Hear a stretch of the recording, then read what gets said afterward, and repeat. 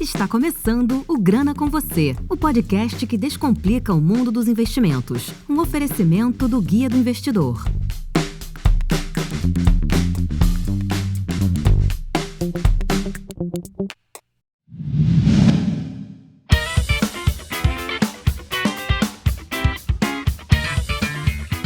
Você sabia que o Brasil é movido por pequenas empresas e que micro e pequenas empresas geram 27% do PIB do Brasil?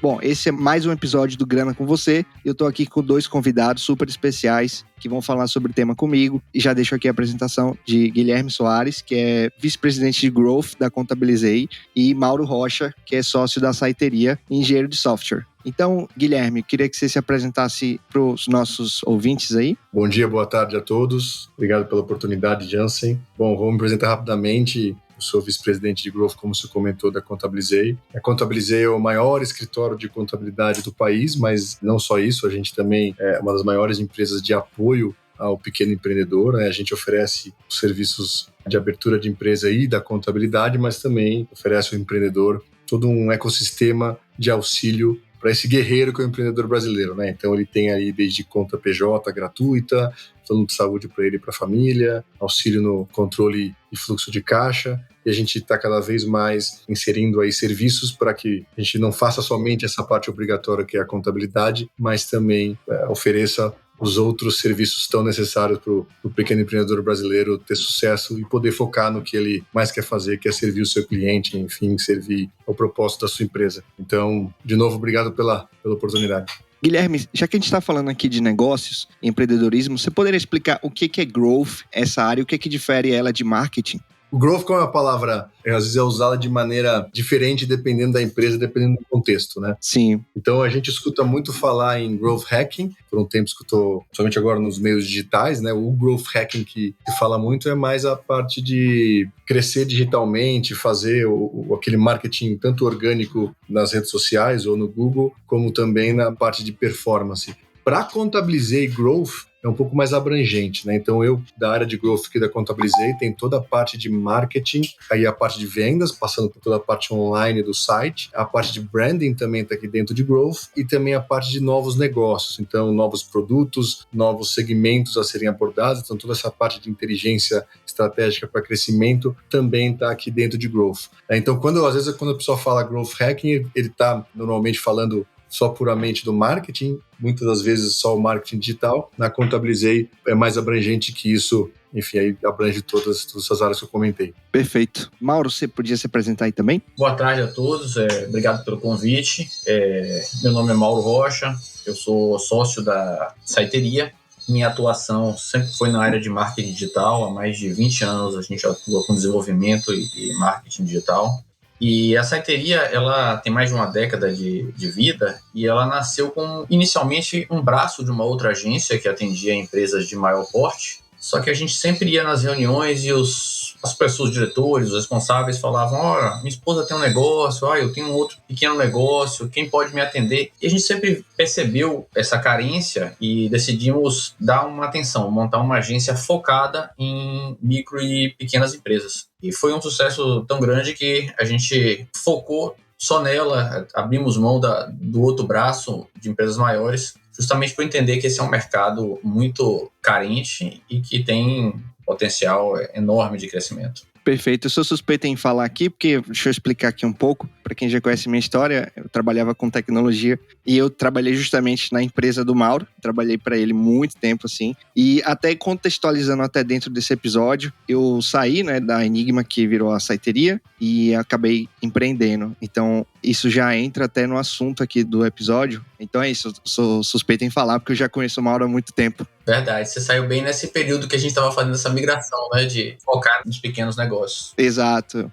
Para montar um pequeno negócio. Isso aí. Já falando aqui sobre a questão de montar um pequeno negócio, vamos entender primeiro assim, qual a importância dos pequenos negócios para o Brasil hoje? Bom, a gente tem diversos indicadores que mostram o tamanho da importância do pequeno negócio para a economia brasileira. Então a gente tem que, no começo do ano, 76% dos empregos gerados foram empregos gerados pelo pequeno negócio. A gente tem, no primeiro trimestre do ano, mais de 1 milhão de novos CNPJ sendo criados, e desses a esmagadora maioria, mais de 95%, são de pequenas empresas, né? Então, de fato, o pequeno negócio brasileiro tem uma movimentação gigantesca, né? O Sebrae até concluiu uma pesquisa agora há pouco que os pequenos negócios injetam mais de 35 bilhões por mês na economia brasileira. Então, qualquer empresa que ajude, né, o pequeno empreendedor brasileiro, que é quem, né, levanta todo dia e toca o seu pequeno negócio, de fato está fazendo um belo serviço para a economia brasileira e para o desenvolvimento do país. Então,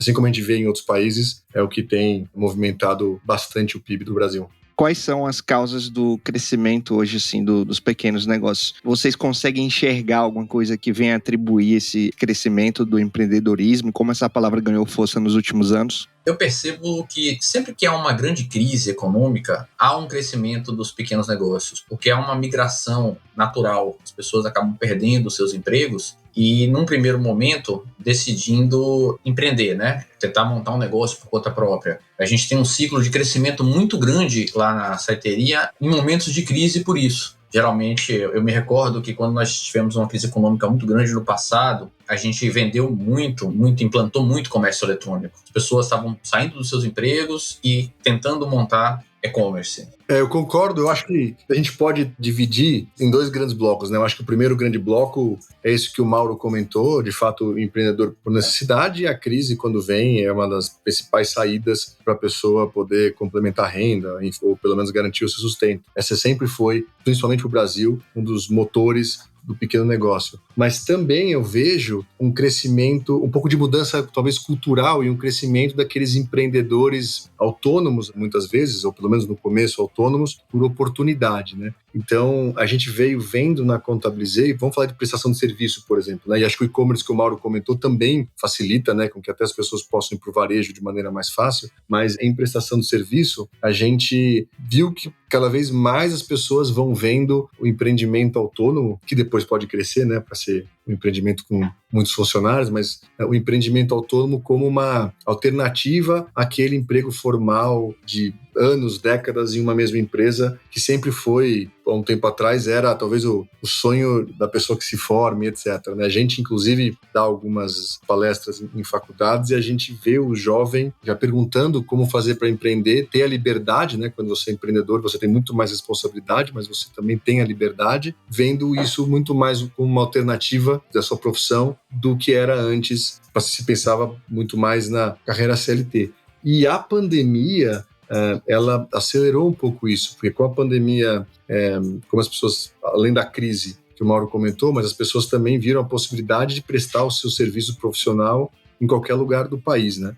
Como, obviamente, a gente teve uma digitalização forçada durante a pandemia, muita gente viu isso como uma oportunidade para oferecer sua profissão online, né? Porque acabou todo mundo se adaptando para o meio digital, e aí você, de qualquer lugar do país, tem acesso ao mercado brasileiro até mundial. Então, também eu acho que por uma questão cultural e por uma questão de digitalização forçada, o empreendimento individual, autônomo, acabou sendo impulsionado nos últimos 5 anos. Você tocou no assunto interessante, a gente vai falar mais pra frente sobre digitalização e também a gente vai falar sobre e-commerce, que o Mauro comentou aí, a gente vai aprofundar mais esse assunto. Mas agora eu queria saber de vocês explicaram já a questão de qual o motivo, né, que leva alguém a empreender, muito interessante, só que depois que a pessoa está decidida a abrir um negócio, a começar a empreender, quais são os primeiros passos, assim, o que ela deve pensar antes de começar, entendeu? Porque não é só abrir um CNPJ e tá pronto. Então, como montar e abrir um negócio hoje no Brasil? Por onde começar, né? Eu vou falar da primeira parte, Mauro, mais burocrática, depois você pode continuar aí na parte mais de negócio em si. Eu acho que, por muito tempo, queria abrir um negócio, isso foi sempre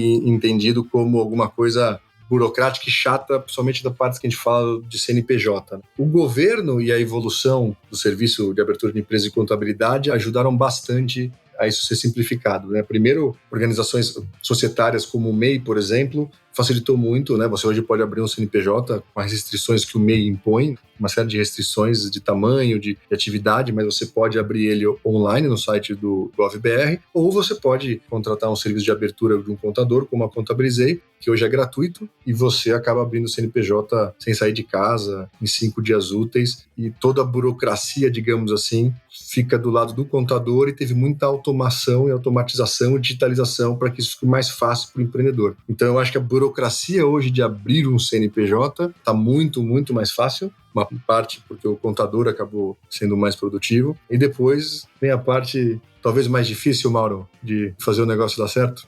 É verdade, mas montar um negócio já foi uma coisa muito difícil. E graças às fintechs, como a Contabilizei, facilitou muito. Já tive a oportunidade de experimentar e é muito mais simples abrir um negócio, o que já facilita muito. Mas o empreendedor ele tem que ser, antes de tudo, um apaixonado, porque é muito obstáculo, né? É difícil, não há um ecossistema no sentido tributário, jurídico, para que ele se concentre só na atividade dele. Então, quanto mais suporte e apoio ele tem, é mais fácil para o negócio ir adiante. A gente tem até nessas palestras que a gente faz uma pergunta interessante, uma sessão interessante, que a gente pergunta para empreendedores, que já têm aí 5, 10 anos de estrada, que dica que ele daria para ele mesmo 5, 10 anos atrás, né? Que era o aluno sentado na cadeira. E é impressionante que todos eles falam a mesma coisa, né? Eles falam que você é muito bem treinado para exercer tecnicamente a sua profissão, ou até a sua paixão, né? Como fazer, como atender o cliente bem, como comentou o Mauro, né? A paixão, mas eles se perdem na parte do planejamento. E aí, um pouco na linha do que o Mauro falou, né? Na organização, no planejamento. Então, tem toda uma questão de estudar, né? Mesmo o que você vai fazer, de usar a tecnologia a seu favor, como disse o Mauro. Acho que já tem bastante coisa hoje que está gratuito na internet. Aí tem que ser um apaixonado, porque, como disse o Mauro, você vai enfrentar um monte de obstáculo.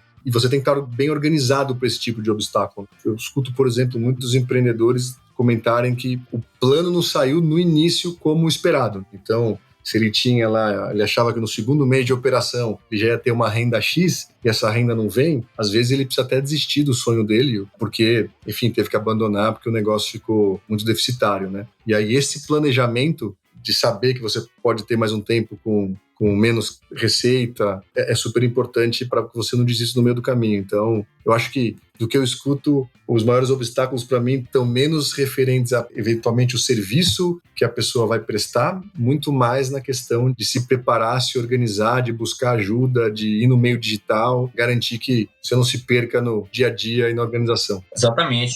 Fazendo uma coisa assim fundamental, acho que a primeira coisa que as pessoas erram quando montam um negócio, não separar o dinheiro do negócio do dinheiro pessoal. Esse eu acho que é o principal falha inicial, que a pessoa só descobre às vezes quando está numa situação muito complicada. Que uma vez eu ouvi que uma empresa é como um filho, né? Ele vai nascer e ele vai depender de você, financeiramente, de tempo, de atenção. Depois ele vai andar sozinho e lá depois ele vai te ajudar quando você chegar na fase de que você vai precisar retirar dele, vamos dizer assim. E tem muita gente que já monta um negócio pensando o contrário. Eu vou montar e amanhã eu já quero tirar desse negócio a minha subsistência. Ou até mais do que a subsistência. E aí eu acho que é o principal erro que as pessoas cometem quando empreendem. Porque você acaba matando o negócio que poderia ter o potencial de dar certo. Muito bom, a gente quer ouvir mais dicas também para quem quer começar a empreender. Mas já que o Guilherme falou aqui sobre a questão que abrir hoje MEI, tanto se for direto pelo gov.br, tanto pelo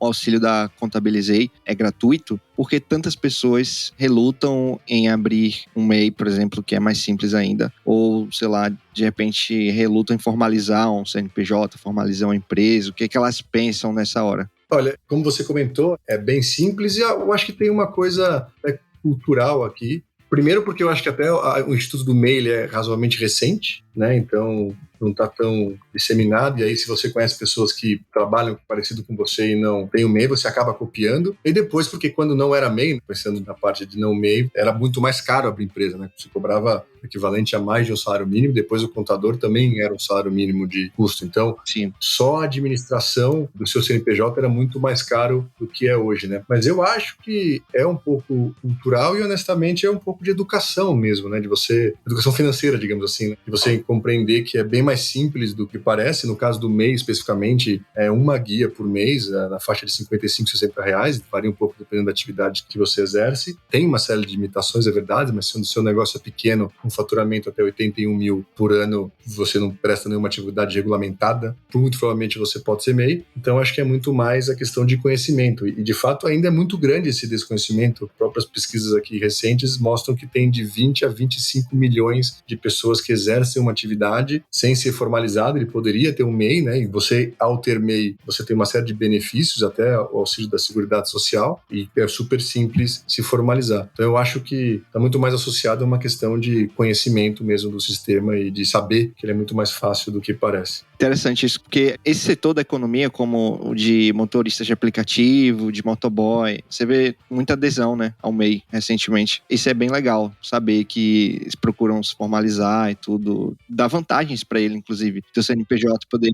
nota, né? Ele é bom para os dois lados, né? Primeiro, ele é bom, claro, se deu aí o exemplo de couriers, de aplicativos, entregadores, etc. Ele é benéfico porque, de novo, esse profissional ele vai ter uma série de benefícios, mas ele também traz uma segurança jurídica para a empresa. Porque a empresa ela precisa contratar esses prestadores de serviço e ela precisa, é mais barato e é mais seguro que esse prestador de serviço seja um CNPJ. Então, ele muitas vezes é a exigência da própria empresa que está contratando, porque ele precisa, enfim, precisa ter a pessoa que está prestando serviço e a contratação precisa ser 100% regular. Funciona bem para os dois lados, digamos assim. Essa questão da empresa, realmente, como você falou, é fundamental. É muito mais tranquilo para a empresa contratar uma pessoa que está emitindo uma nota fiscal, que tem um CNPJ. Você se protege de uma situação, de uma futura tentativa de relação trabalhista sem existir, né? O que eu percebo do MEI, pelas pessoas que eu converso, convivo, muitas vezes é falta de segmento também que atenda essas pessoas. O MEI, ele já tem uma restrição que é o faturamento, e essa restrição é bem entendível e correta. Agora, eu acho que poderia ter mais segmentos, abrir mais opções de MEI para certas áreas. Nós teríamos um crescimento muito maior também, na minha opinião.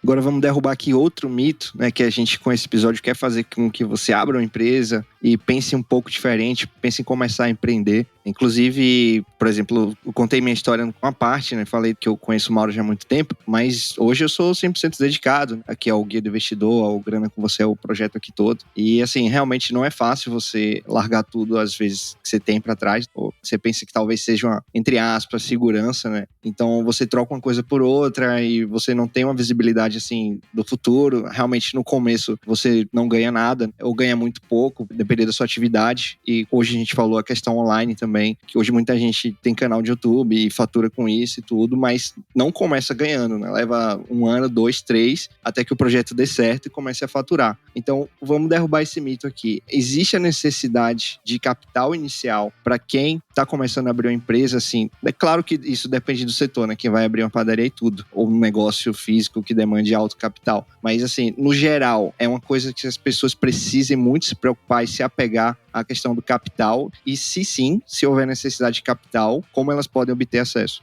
É uma pergunta difícil. A questão do capital para um negócio, como você falou, depende do segmento. Se você vai para uma área de serviço, você consegue começar sem precisar de muito capital. Já outros segmentos como varejo, aí depende. Mas eu acho que independente da área que a pessoa vá atuar, ela tem que ter o capital da subsistência dela por um determinado período. Bem colocado. Isso é necessário. Se a pessoa não tiver o capital para sobreviver durante um tempo X, até ela poder obter algum retorno da empresa, é muito difícil ela sobreviver. Eu até, para desenvolver em cima disso, né, a gente comentou um pouquinho dele, às vezes o planejamento não dá de acordo e a pessoa pode acabar, como disse o Mauro, sem o capital de subsistência, né? Então tem que ter alguma reserva. Mas para o negócio propriamente dito, eu acho que são poucos segmentos hoje que você não consegue começar e testar a sua ideia de maneira barata. E de novo, até pela digitalização forçada, o seu cliente provavelmente está acostumado ou está aberto a ter a prestação de serviço ou até a compra online, né? Se for no caso de e-commerce, de maneira digital. E todos os diversos lugares de marketplace, etc., permitem também que você teste algum conceito, alguma ideia de maneira barata e muitas vezes digital. Então, por mais que a sua ideia para crescer, depois de um determinado ponto, você tenha que ter um local físico ou tenha que ter um estoque,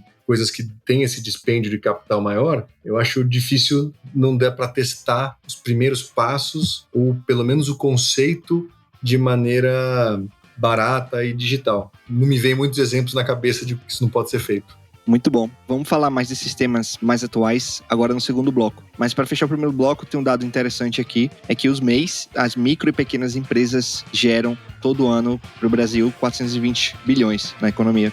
E vamos para um intervalo rapidinho, a gente já volta. Que tal conversar sobre investimentos e tirar todas as suas dúvidas? Faça parte do grupo do Guia do Investidor do Telegram. Acesse guiadoinvestidor.com.br/Telegram ou clique no link que está na descrição.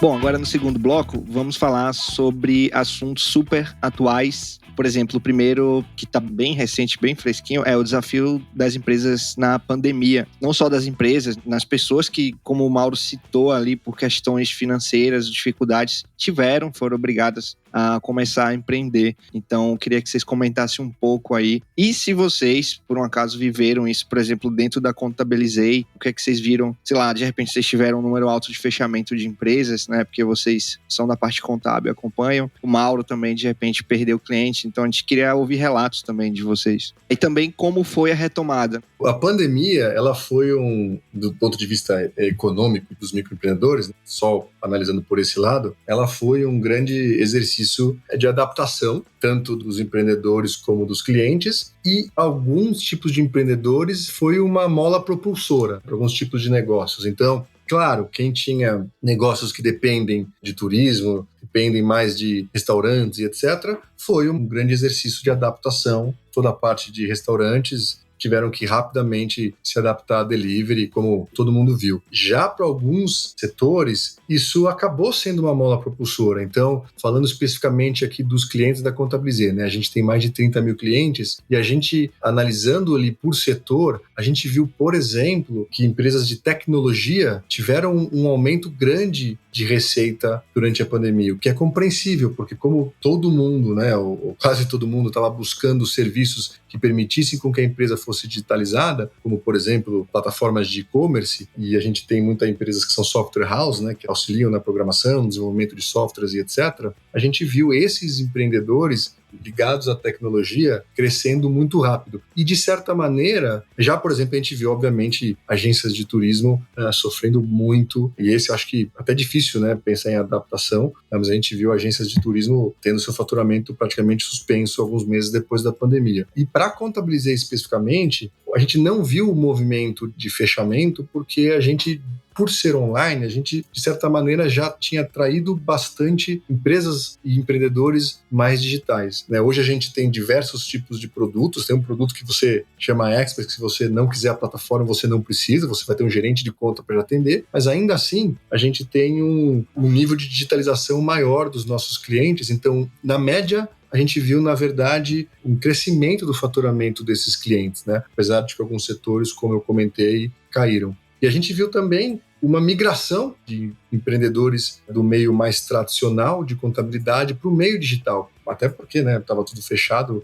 de maneira física e todos os nossos processos são adaptados para o meio digital, acabou até se destacando mais nesse período, no sentido de que a gente já estava pronto para o meio digital. Então, nesse aspecto, né, olhando por esse ângulo, a gente teve, na verdade, uma mola propulsora de parte dos empreendimentos. A gente verificou também algo muito semelhante. Houveram empresas que tinham estrutura física fechando as portas, não aguentando sobreviver, e, ao mesmo tempo, pessoas nos procurando para iniciar um negócio. A gente ajudá-los a iniciar um e-commerce, uma estrutura de marketing digital para serviços, para novos negócios digitalizados, já menos dependente da presença física. Então, a gente também experimentou essa mesma migração. Eu acabei falando isso realmente em relação à perda de clientes, mas vale mencionar, né, que a Saiteria, se tratando de uma empresa que oferece produtos digitais, criação do e-commerce, por exemplo, com certeza viu o que o Mauro acabou de falar, questão de várias pessoas procurando serviços digitais. E falando agora sobre a questão da digitalização, como que as pessoas buscaram digitalizar seus negócios, né? Porque no começo foi um pouco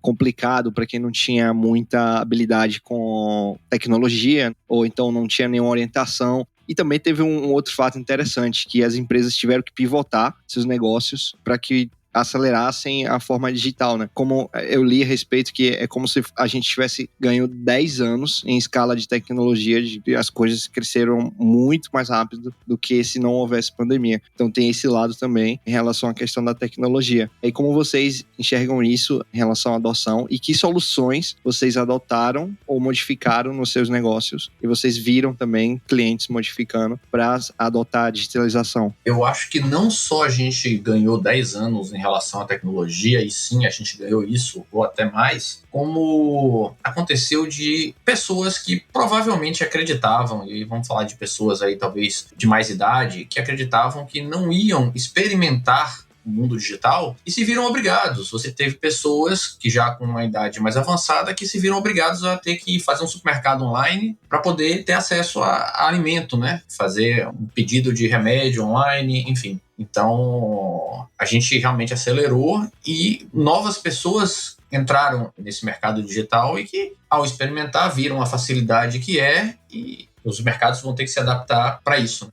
Eu achei que foi legal ver diversas empresas, grandes empresas e startups já em fase de escala, oferecendo serviços mais baratos e até de educação para que o empreendedor se digitalizasse, né? Então, grandes marketplaces facilitando, barateando os seus custos, oferecendo até logística grátis. A gente viu um movimento de empresas ajudando também nisso, né? Tá me fugindo o nome, mas diversos movimentos que era para ajudar o pequeno empreendedor, né? E uma parte de ajuda veio até em listas, né? Eu me lembro até que eu recebi listas de restaurantes do meu bairro aqui para comprar uma alimentação, né? Comprar um almoço, jantar, e isso ia ser entregue via delivery, mas também movimento dessas grandes empresas em facilitar a entrada e a obrigatoriedade de algumas burocracias temporariamente não exigidas para que pudesse ajudar esses pequenos empreendedores a estar no mundo digital. E, obviamente, isso aconteceu pelo que a gente começou conversando lá no começo desse papo, que é pela importância que o pequeno negócio tem na economia e nos empregos. Vocês também devem ter visto uma corrente de ajuda para que esses empreendedores continuassem os seus negócios de maneira digital, ou pelo menos não presencial, que eles sobrevivessem, enfim, mantessem seus negócios abertos.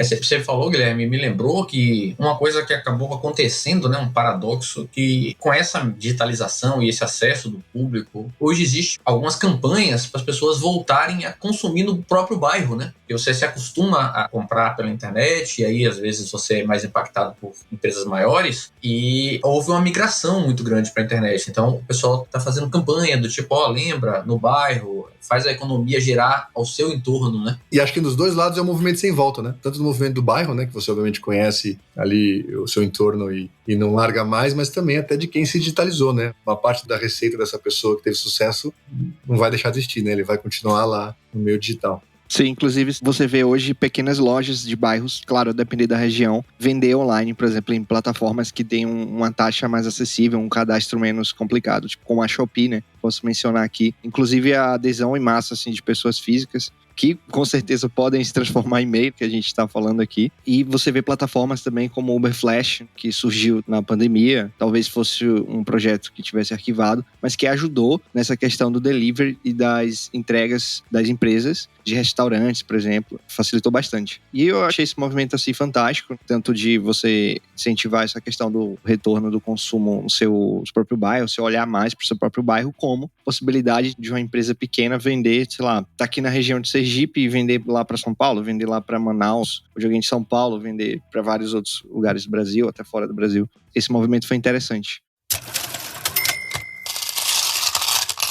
Bom, e também a gente teve uma questão que foi a participação dos mais jovens entre os empreendedores. Vocês têm algo a acrescentar sobre isso? Vocês viram a adesão de pessoas, por exemplo, entre 18 e 24 anos, passarem a abrir empresas ou decidirem empreender? Também tem, juntando essa questão da digitalização, né, na forma de ganhar dinheiro online, como, por exemplo, canais de YouTube, que hoje talvez começaram na pandemia e hoje estão muito maiores e até gerando uma renda expressiva por YouTube. Vocês têm algum case, algumas coisas que vocês queiram comentar, assim?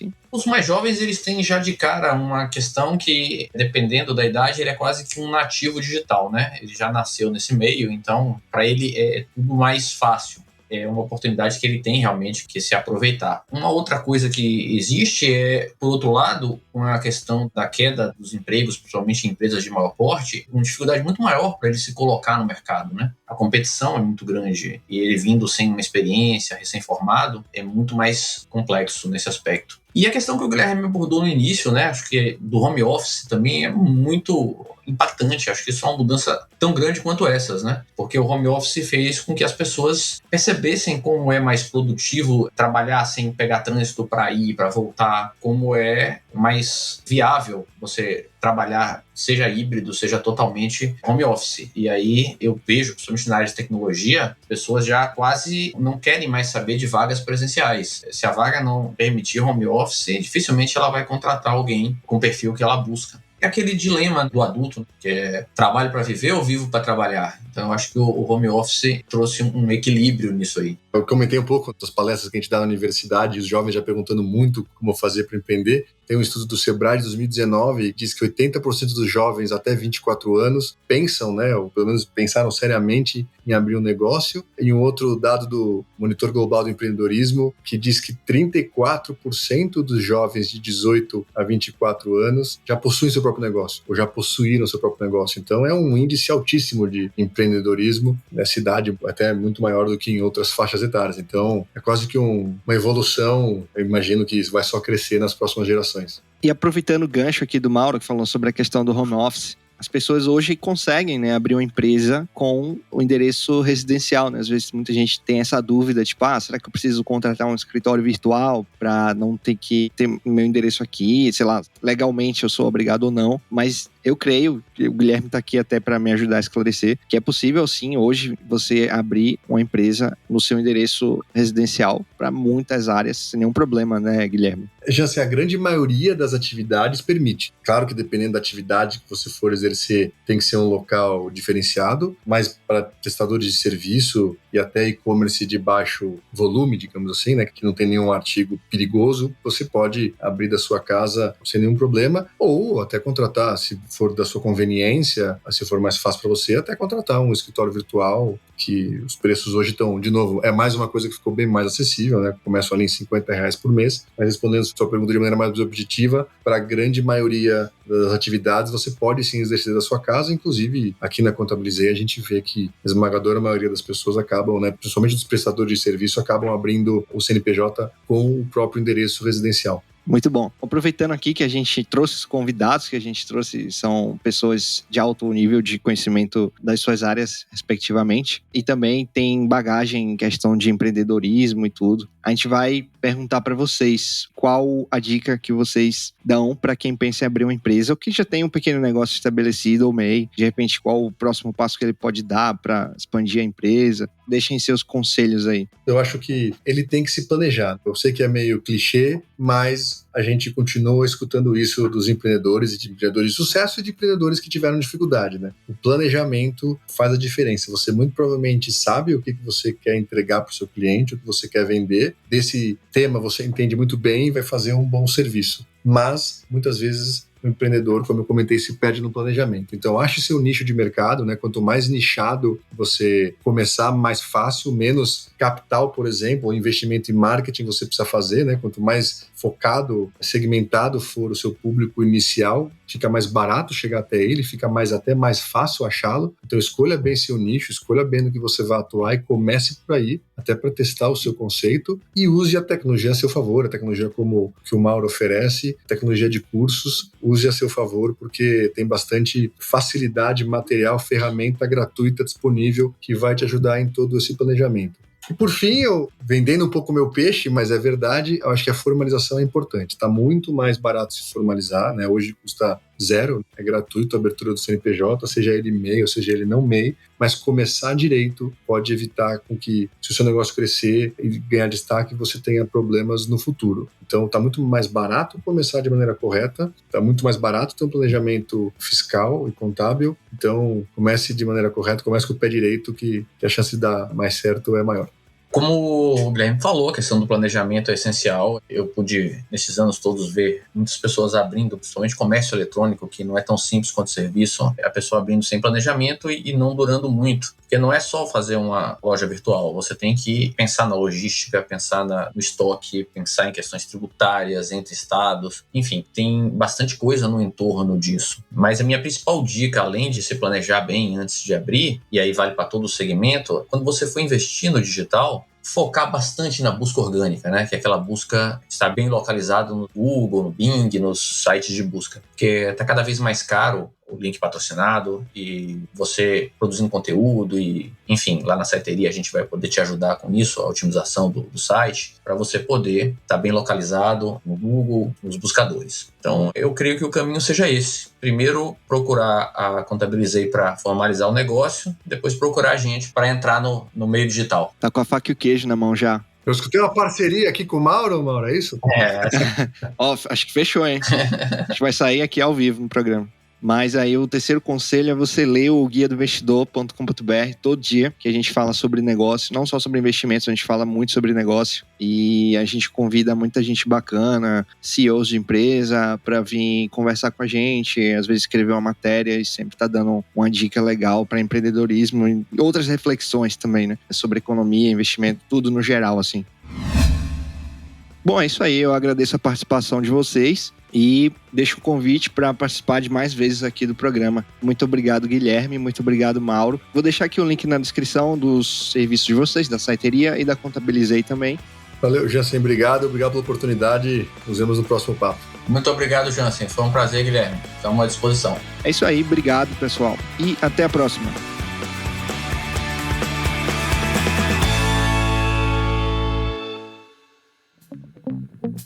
Este episódio foi um oferecimento do Guia do Investidor, sua fonte diária de conhecimento sobre investimentos. Até a próxima! Todo investimento representa riscos. Antes de negociar ou realizar qualquer investimento, faça o devido estudo. Os conteúdos produzidos pelo Guia do Investidor são para fins informativos, não podendo ser considerados como recomendação de investimento.